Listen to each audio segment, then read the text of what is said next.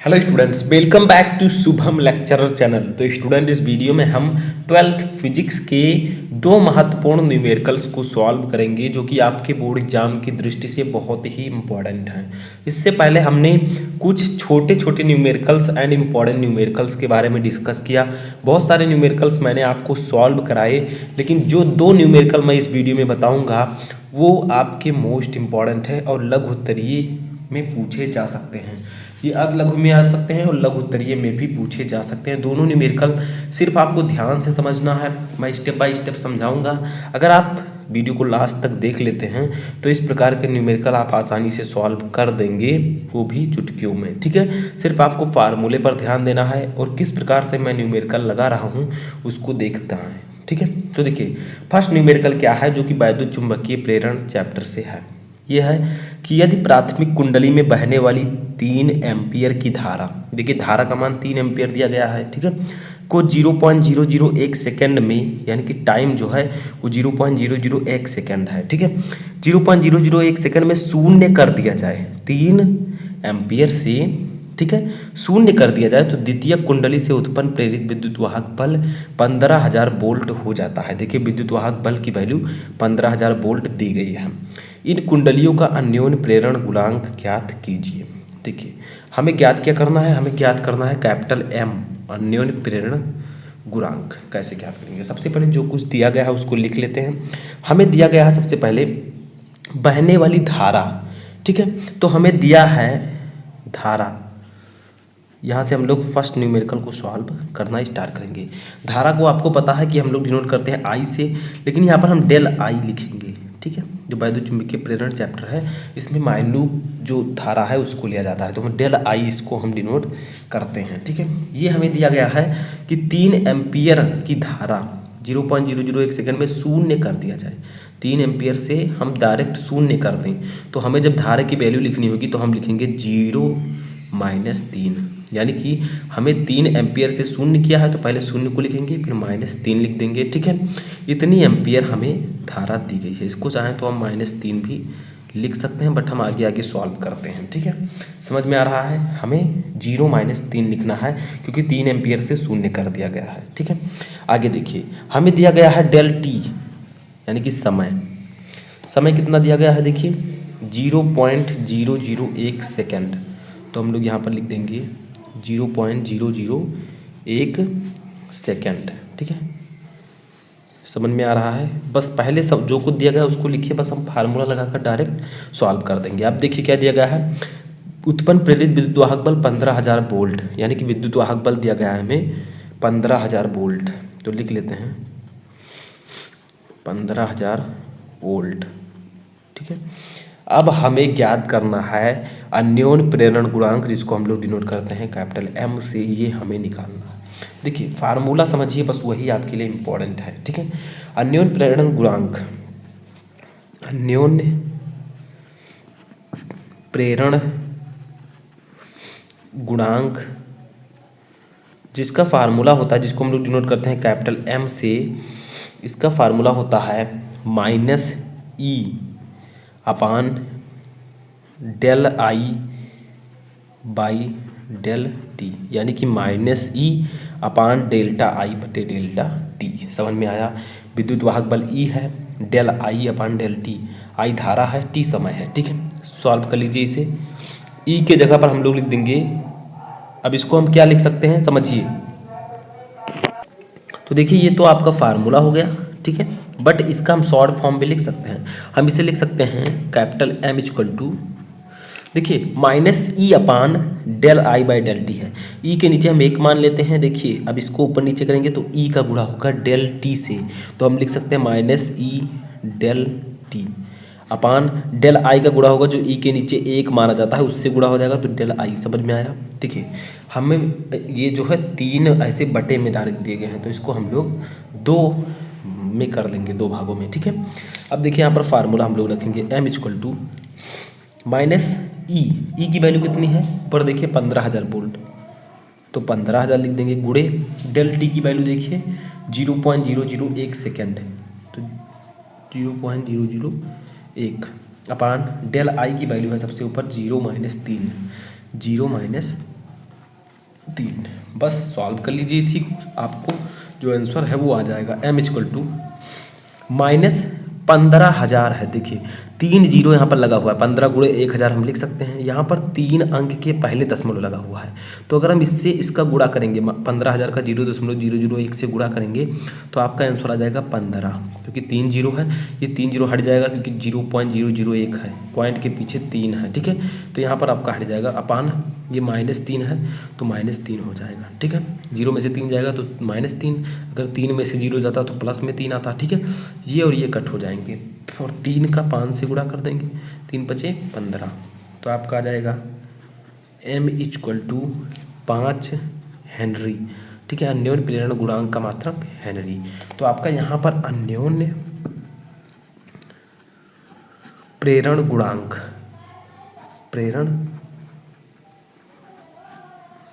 गुणांक, ये आपका आंसर आ चुका है। बहुत ही सिंपल था। अब हम लोग सॉल्व करेंगे अपना सेकंड न्यूमेरिकल।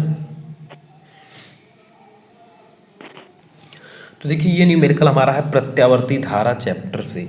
न्यूमेरिकल क्या है कि एक प्रसारण केंद्र से 300 मीटर तरंग दैर्ध्य वाली तरंग प्रसारित की जा सकती है। हमें लैम्डा दिया गया है 300 मीटर तरंग दैर्ध्य, ठीक है। एक 2.4 माइक्रोफैरड धारिता वाला संधारित्र उपलब्ध है। धारिता हमें दी गई है 2.4 माइक्रोफैरड।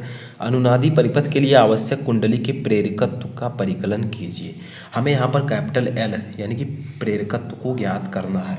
क्या क्या दिया गया है पहले लिख लीजिए।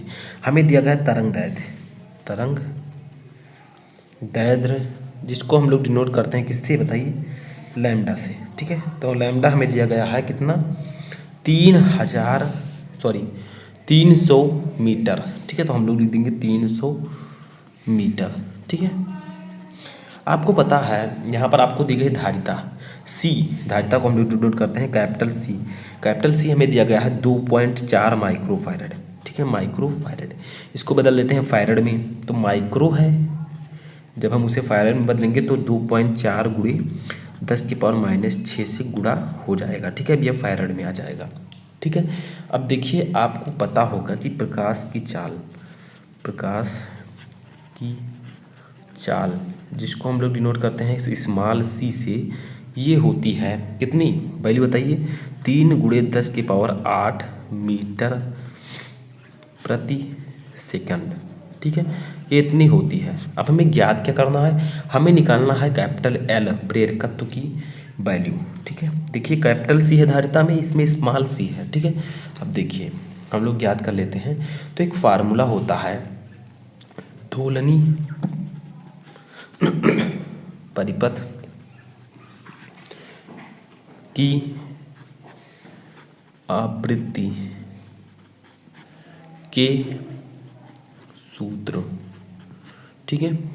ये आपका फार्मूला होता है small f equal to 1/2π√L/c, ये हमारा फार्मूला होता है। यानी कि यह क्या है, आवृत्ति है। दोलनी परिपथ की आवृत्ति के लिए सूत्र क्या होता है, f आवृत्ति बराबर 1/2π√L/c। 2π आपका जानते हैं पाई होता है, L आपका प्रेरकत्व है, C है धारिता। अब देखिए हमें करना क्या होगा समझिए, यहाँ पर हमें कुछ चीज़ें ध्यान रखनी है, ठीक है।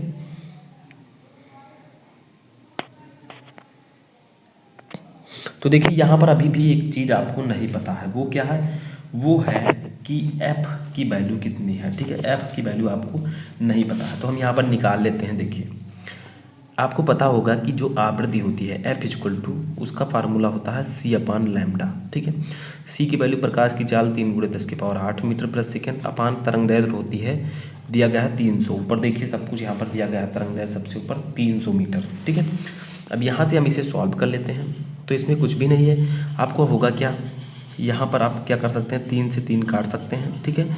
यह आपका 10⁸ है अपान, इसे हम लिख सकते हैं, यहाँ पर आपका 100 बचेगा। 300 में जब 3 को काट देंगे तो 100 बचेगा, ठीक है। तो यहाँ पर हम लिख सकते हैं 100। अब हम इसको लिख सकते हैं 10⁸ अपान 10⁻², ठीक है। लिख सकते हैं 100 को 10 का स्क्वायर आराम से।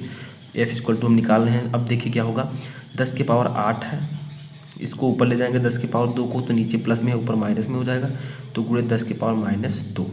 अब सिंपली एफ इक्वल टू हमारा आ गया, 8 में से 2 जाएगा, कितना बचेगा 10 की पावर 6 हर्ट्ज। जो फ्रीक्वेंसी का मात्रक होता है यानी कि आवृत्ति का, वो हर्ट्ज होता है। तो एफ इक्वल टू 10 की पावर 6 आ गया। तो हम यहाँ पर ऐसे लिख देंगे साइड में, एफ इक्वल टू 10 की पावर 6 हर्ट्ज। ठीक है, अब देखिए हम लोग लगा लेते हैं। देखिए अब हमें करना क्या होगा, हमें इस अंडर रूट एल सी को इधर ले जाना है। ठीक है, समझिए बहुत ही सिंपल है, सिंपली समझिए। हम इस अंडर रूट एल सी को इधर ले आएंगे, इससे गुणा कर देंगे, तिरछा गुणा यहाँ पर एक माना जाता है, इसको इससे, इसको इससे। अब यहाँ पर आपका हो जाएगा अंडर रूट एल सी, ठीक है, इक्वल टू 1/2 पाई, इस एफ को हम इधर ले आएंगे नीचे तो एफ हो जाएगा। ठीक है, समझ में आ रहा है, कोई दिक्कत नहीं होनी चाहिए। अब देखिए क्या होगा, अब अगर मान लीजिए हमें ये अंडर रूट हटाना है तो हमें क्या करना होगा, इसका स्क्वायर करना होगा। तो दोनों तरफ हम स्क्वायर कर देंगे, दोनों तरफ। ठीक है, तो दोनों तरफ हम स्क्वायर कर देते हैं। तो देखिए अंडर रूट एल सी का स्क्वायर कर देंगे, तो अगर हमने लेफ़्ट साइड किया तो राइट भी हमें करना होगा। तो 1/2 पाई एफ का पूरे का होल स्क्वायर, ठीक है, कर देंगे। अब देखिए यहीं से फार्मूला हमारा निकल आएगा, ये बचेगा आपका एल सी, ये बचेगा 1/1 का स्क्वायर करेंगे 1 आएगा, ये हो जाएगा 2 पाई एफ स्क्वायर। ठीक है, समझ में आ रहा है। अब देखिए यहाँ से हम सिर्फ हमें यल निकालना है प्रेरकत्व, तो हम यल को सिर्फ रहने देंगे, बाकी सी को इस साइड में ले आएंगे। तो इधर गुणे में है, इधर नीचे आ जाएगा। तो 1/2 पाई एफ का स्क्वायर इंटू सी। ठीक है, समझ में आया। अब हम यल को हम वैल्यू अब निकाल लेंगे, जो कुछ दिया गया है उसको रख देंगे। तो यल इक्वल टू 1/2 गुणे पाई की वैल्यू कितनी होती है आप लोगों को पता होगा, जो पाई की वैल्यू होती है वो होती है 3.14। ठीक है, गुणे एफ कितना दिया गया हमें, फ्रीक्वेंसी। तो फ्रीक्वेंसी हमने अभी ऊपर निकाली है, यहाँ पर देखिए 10 की पावर 6 हर्ट्ज, यहाँ पर 10 की पावर 6 हर्ट्ज कैसे निकाली है तो वो भी मैं आपको दिखा देता हूँ इस प्रकार से। ठीक है, 10 की पावर 6 लिख देंगे, अब इसका होल स्क्वायर कर देंगे, गुणे सी। धारिता कितनी दी गई थी, तो धारिता 2.4 माइक्रोफैरड दिया गया था, तो उसको हमने फैरड में बदला था, तो 2.4 गुणे 10 की पावर -6। ठीक है, अब देखिए एल इक्वल टू आपका हो जाएगा, अब इन सब का हम क्या कर देंगे, स्क्वायर कर देंगे, सभी का स्क्वायर। ठीक है, तो देखिए अब ये 2 का स्क्वायर करेंगे तो कितना आएगा, क्योंकि स्क्वायर है तो 2 का 2 स्क्वायर 4 आएगा। 3.14 का स्क्वायर करेंगे तो आपका आ जाएगा 9.86। ठीक है, 9.86। और 10 की पावर 6 का स्क्वायर करेंगे तो 10 की पावर 12। ठीक है, समझ में आ रहा है, गुणे 2.4 गुणे 10 की पावर -6। अब देखिए यहाँ पर हमें कुछ भी नहीं करना है, गुणा कर देना है सिर्फ। क्या क्या गुणा करना है, हम इन सबको गुणा कर दें, 4, 9.86, 2.4। ठीक है, तो देखिए हम 4, 9.86, 2.4 इन सबका गुणा करेंगे तो आपका आएगा 94.6। ठीक है, 6 गुणे 10 की पावर 12 है, 12 में से 6 जाएगा तो 6 बचेगा, तो 10 की पावर 6। ठीक है, अब देखिए हमें क्या करना है, हमें एल इक्वल टू लिखना है 1/, एक अंक हम इधर ले आते हैं। ठीक है, 94 है तो एक पॉइंट हम इधर ले आएंगे, तो ये आपका बचेगा 9.466 गुणे 10 के पावर, अब जब हम एक अंक इधर ले जाएंगे तो ये आपका हो जाएगा 10 के पावर 6 और 1 जुड़ जाएगा, तो ये आपका हो जाएगा 10 की पावर 7। ठीक है, एक अंक क्योंकि हमने लेफ्ट में लाया है तो 10 की पावर 7 हो जाएगा। अब देखिए हम क्या करेंगे,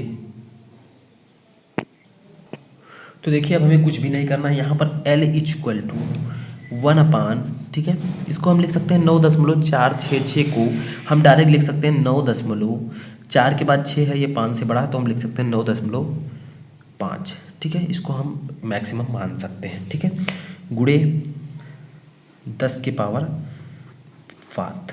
अब देखिए हमें कुछ भी नहीं करना, 10 की पावर 7 नीचे प्लस में है, इसको ऊपर ले जाना है तो माइनस में हो जाएगा, 10 की पावर -7/9.5। ठीक है, अब फाइनली जब हम इसको निकालेंगे तो आपका ये कितना आ जाएगा, तो ये आपका आ जाएगा कैसे, देखिए हम यहाँ पर एक 10 को यहाँ से निकाल लेते हैं, तो मान लीजिए 10 को हमने यहाँ पर गुणा किया तो यहाँ पर ये आपका हो जाएगा 10 की पावर -8। देखिए -7 था, हम एक 10 और ले आए तो 10 की पावर -8 ये हो जाएगा अपन 9.5। ठीक है, अब फाइनली जब हम मान लीजिए कि समझ में आया, यहाँ पर -7 है अब हम यहाँ पर 1 10 लाते हैं यहाँ पर अगर, तो 1 माइनस और बढ़ जाएगा। ठीक है, अब देखिए 9.5 को 10 से भाग देंगे तो आपका आ जाएगा 1.05 गुणे 10 के पावर -8 ऐसे ही रहेगा, और ये दोनों आपस में कट इतना आपका मान आ जाएगा, और ये आएगा हेनरी में। ठीक है, तो ये न्यूमेरिकल आपका ये सॉल्व हो चुका है। यहाँ पर ब्रैकेट तो आपका 1.05 गुणे 10 के पावर -8 आएगा। ठीक है, समझ में आया। तो इस प्रकार से आप इंपॉर्टेंट न्यूमेरिकल्स को सॉल्व कर सकते हैं। मैं लगातार आपको सॉल्व करवाता रहूँगा। तो इस वीडियो में फ़िलहाल इतना ही।